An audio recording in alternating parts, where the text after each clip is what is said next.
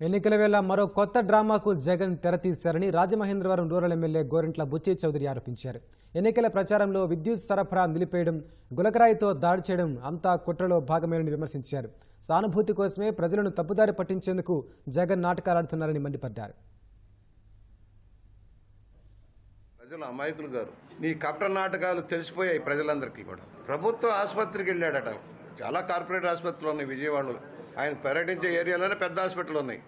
ప్రభుత్వ ఆసుపత్రికే వెళ్ళి పాపం ఆపరేషన్ థియేటర్లో అదేదో పెద్ద బుల్లెట్ గాయాలు తగిలినట్టుగా ఒక నాటకం, ఒక ఫోటోలు తీసి టీవీల నిండా ఫోటోల నిండా ప్రదర్శన.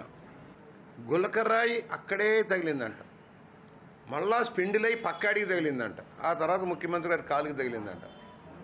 ఆహా, ఏమి ఎవరిస్తున్నారో కానీ సలహాదారులు, మరి 40 మంది సలహాదారులు ప్రభుత్వ ఖర్చుతో అలాంటి మంచి సలహాలు ఇస్తూ ఉన్నారు. పోలీసు యంత్రాంగం ఏమైంది? గాడిదలు కాస్తుందా? మీ పోలీస్ కమిషనర్ గాడిదలు కాశాడా?